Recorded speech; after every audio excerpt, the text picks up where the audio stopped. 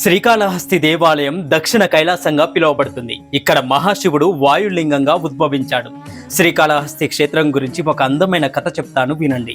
ఇక్కడ లింగాకారంలో వెలసిన పరమేశ్వరుడిని ఒక సాలెపురుగు, ఒక పాము, ఒక ఏనుగు ప్రతిరోజు పూజిస్తూ ఉండేవి. సాలెపురుగు శివలింగంపై భక్తితో నిత్యం గూడు అల్లుకునేది. సర్పం మణులతో ప్రతిరోజు శివలింగాన్ని పూజిస్తూ ఉండేది. అలాగే ఏనుగు కూడా బిల్వ పత్రాలతో శివలింగాన్ని పూజిస్తూ ఉండేది.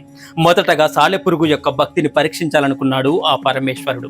సాలెపురుగు అల్లిన అందమైన గూటిని అగ్ని కిలలతో దగ్ధం చేయగా తిరిగి గూడును మరలా అల్లుకునేది. చివరికి విసుగు చెందిన సాలెపురుగు అగ్నితో పోరాటానికి పూనుకొని ప్రాణత్యాగం చేసింది. పరమేశ్వరుడు ఆ సాలెపురుగుకు మోక్షం ప్రసాదించాడు. ఇక పాము అనునిత్యం మణులతో శివుడిని పూజిస్తుండగా ఏనుగు వచ్చి ఆ మణులను తొలగించి నిత్యం జలంతో అభిషేకించి బిల్వ పత్రాదులతో పూజించేది.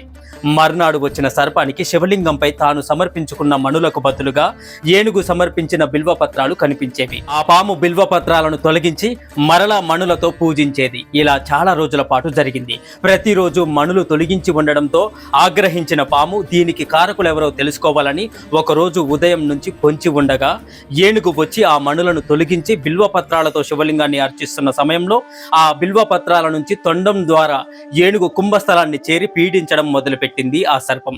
ఆ సర్పం పెట్టిన బాధకు తాళలేని ఏనుగు కొండకు కుంభస్థలాన్ని గుద్దుకొని మరణించింది. కుంభస్థలంలో ఉన్న సర్పరాజం కూడా మరణించింది. ఏనుగు, సర్పం తన మీద చూపించిన భక్తికి సంతోషించిన పరమేశ్వరుడు వాటికి ముక్తిని ప్రసాదించాడు. అంతేకాకుండా సాలెపురుగు, పాము, ఏనుగుల పేరు మీదుగా ఈ క్షేత్రం ప్రాచుర్యం పొందగలదని వరమిచ్చాడు. ఆ వరం ప్రకారమే శ్రీ అంటే సాలెపురుగు, కాలం అంటే పాము, హస్తి అంటే ఏనుగు అని అర్థం వచ్చేలా ఈ క్షేత్రానికి శ్రీకాళహస్తి అనే పేరు వచ్చింది. తెలుగు వారి అదృష్టమో ఏమో గాని ఈ తెలుగు గడ్డ మీద వెలిసిన పరమేశ్వరుడు ఆ శ్రీకాళహస్తీశ్వరుడు. ఇక ఇక్కడ స్వామి కోసం తన రెండు కళ్ళను పెకిలించుకున్న భక్త కన్నప్ప కథ మీ అందరికీ తెలిసిందే. దక్షిణ కాశీగా పేరొందిన ఈ క్షేత్రంలో రాహుకేతువులకు సంబంధించి ఎలాంటి దోషమైన పరిహారం అవుతుందని భక్తుల నమ్మకం. ఇక్కడి స్వామివారు వాయులింగం అనేందుకు నిదర్శనంగా గర్భగుడిలో శివలింగం ముందర నిలిపిన జ్యోతి ఎప్పుడూ రెపరెపలాడుతూనే కనిపిస్తుంది భక్తులకు. ఓం నమః శివాయ. ఈ వీడియో మీకు కొంచెమైనా ఇన్ఫర్మేటివ్గా అనిపిస్తే ఓం నమః శివాయ అని కమెంట్ చేయండి. కొత్తగా మన ఛానల్ని చూస్తున్న వాళ్ళు సబ్స్క్రైబ్ చేసుకోండి. హరే కృష్ణ.